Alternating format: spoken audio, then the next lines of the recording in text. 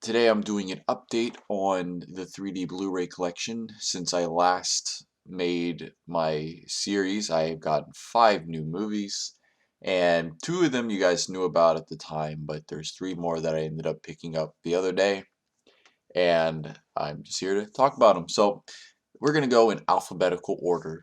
The first 2 that I got, it's a twofer, is The Amazing Spider-Man 1 and 2. Now, these 2 movies were at literally every single secondhand movie shop or media shop since I've been collecting 3D Blu-rays. They've just been there. I've never picked them up because I'm not a really huge fan of the Amazing Spider-Man movies, and I was like, I don't really want them. But people did say that the 3D was really well done, and the Amazing Spider-Man 1 was actually shot in 3D, but I'll get to that. But I didn't want to pick them up, and eventually I caved, and I was like, okay, fine, I'll just get them because they're everywhere, and they're there, they're taunting me, and I just want to get it over with. So I picked those 2 up, and it's um it's really interesting. So for some reason, when it's showing the previews of the movie on the menu screen, it's in full screen, but the movie is in widescreen, and I don't really know what that's about. I believe it's because it was released in IMAX, so maybe they had some full screen things. But let's start with the Amazing Spider-Man one. So this one is, film-wise, is the better of the 2, and this one was actually shot in 3D. There is a cool 3D featurette with Mark Webb on the 3D Blu-ray. He's sitting there with the 3D camera rig, and he's talking about 3D, and he actually talks about the interaxial and the interocular, and he talks about the convergence point, and they actually have a little uh, interactive thing where you can change the convergence point on 3 different scenes in the movie. It's really cool. It's pretty basic, but it's really cool that they have that. I don't know if Mark Webb really knew much about 3D before starting, but he certainly knows his stuff, and he talked a lot about a lot of great things. And so the 3D in the movie itself is pretty good. Nothing I would really write home about, but it's good. You can tell that he was really starting to get his feet wet with it, and there are some cool shots in 3D. He's swinging through New York, and he really pushes the 3D there. If I'm not misremembering this, I believe the Amazing Spider-Man 1 is the scene where he pulls himself, he slingshots himself out of a crane, or a crane metal arm, and that they really pushed the 3D in there really extreme, and it looks so cool in 3D. The 3D in the rest of the movie is just kind of, it's good. Like I said, shot in 3D, so obviously everything's gonna have a lot of detail in it. And while I wasn't super blown away by how good how much they pushed the 3D, in this movie, I will say that The Amazing Spider-Man 2, which was post-converted, actually has more exciting 3D. And they push it a lot deeper, everything's more volumetric. That kind of goes back to the old argument, or not really argument, but the old thing that if you post-convert something, you have more actual control over individual objects in the scene, so you can bend the stereo in unrealistic ways to have a more exciting sort of feature there. And plus, since they're post converting, they're not really being held down by the large 3D camera rigs. But The Amazing Spider-Man 2 isn't that great of a movie. It does have more pop outs, it's much deeper, but the movie itself isn't really that great. So both of the movies kind of even out. Like, you have the one with the 3D's not super amazing, but it's pretty good. But the movie's much better than you have the one where the 3D's really, really good, but the movie itself isn't really that great. You really got to choose between the 2. I picked up both of them because, just, why the hell not? Like I said, they've been seen everywhere, and I thought I might as well just get it out of the way. The next one, which I picked up at the same time, was Gulliver's Travels, and this is a movie I had been looking to get for a very long time. Uh, the movie itself isn't really that good of a movie by any stretch of the imagination, but I it it's kind of a guilty pleasure sort of thing, where I'm like, yeah, it's pretty bad, but I still enjoy parts of it, and Jack Black is, he's doing his Jack Black thing, pretty much the same character he was in Kung Fu Panda, that sort of archetype.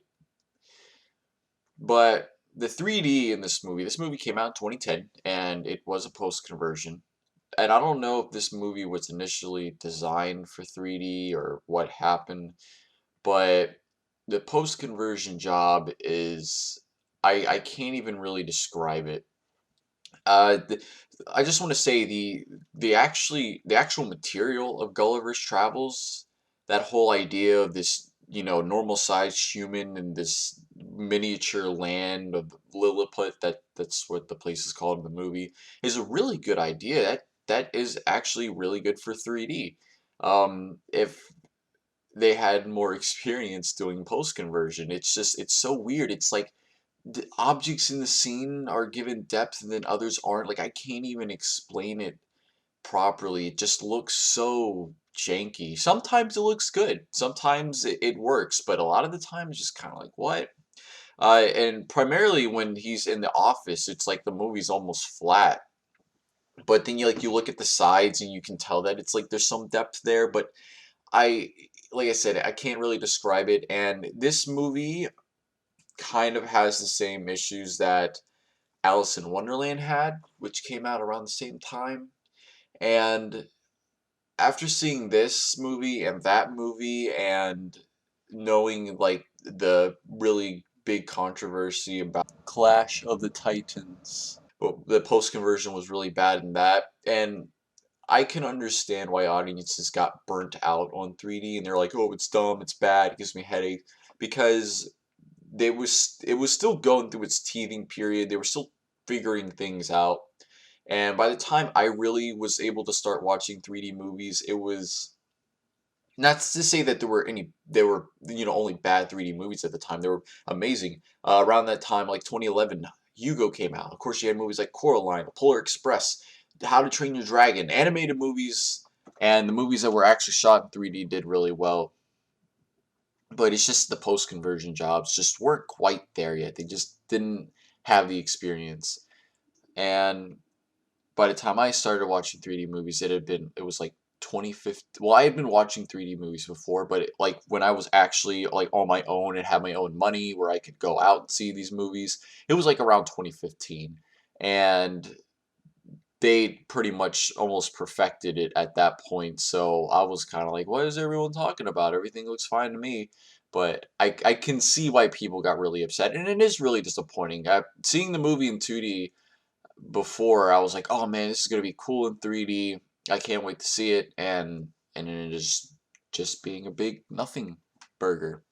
Really disappointing, especially like I said, since the material itself lends itself extremely well for the 3D medium.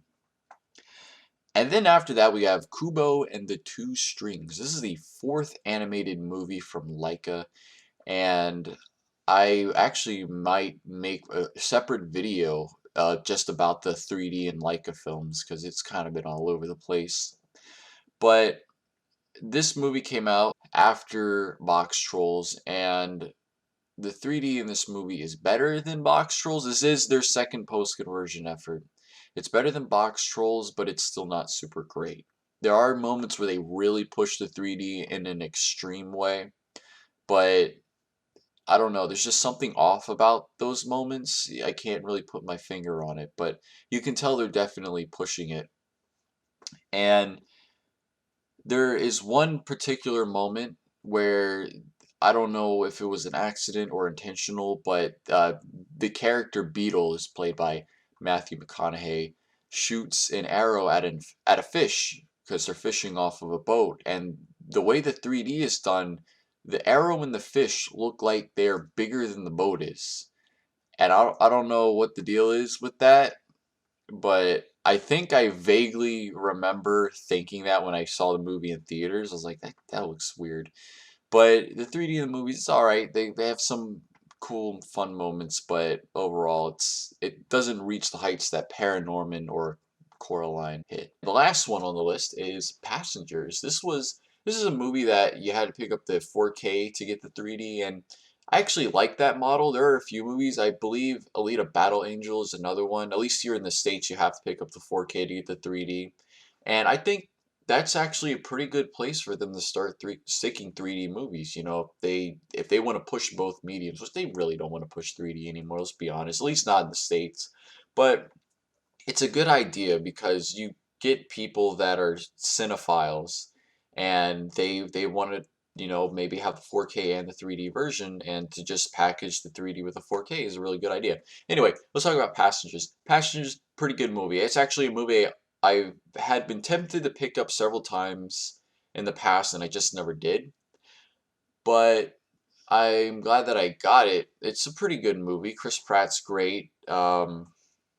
Jennifer Lawrence is fantastic as always. It's a real shame that she's not acting anymore. She's one of the best actresses or actors there ever was, in my opinion. And the 3D in this movie is pretty good. Um, is this a movie that really needs 3D? It's more of a drama. So does it really need 3D? Not really. But it fits it better than some movies that have come out in 3D, like The Great Gatsby. Like, who read that story and was like, you know what, this would make for a good 3D movie? And not only that, we're gonna make it really fast cut so you get headaches while you're trying to watch it. Passengers fits it a little bit better. It's out in space. The scenes are really cool. Lots of depth there. But is it super important to see it in 3D? Probably not. And I'm not regretting that I saw it in 3D. It's just kind of like, doesn't really doesn't don't super need it for this movie. But that being said, looking back, there really isn't any movies that I have gotten the last 5 that I would super recommend picking up. Either the 3D quality is just or you know the movie itself isn't good enough to really justify picking up something like that.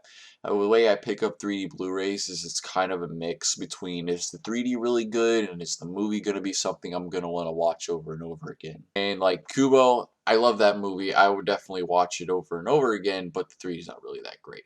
The Amazing Spider-Man 2, 3D is really great, but that's not really a movie I'm going to keep going back to.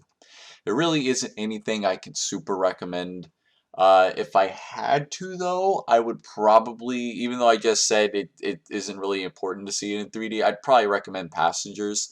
The 3D quality and the movie quality itself are pretty much matched. They're both pretty damn good, and like, but there are obviously other movies that like actual story or the movies themselves, regardless of the 3D, I'd probably recommend before, like Kubo and the Two Strings is really good, even if the ending is a bit confused. And like, I suppose that's it.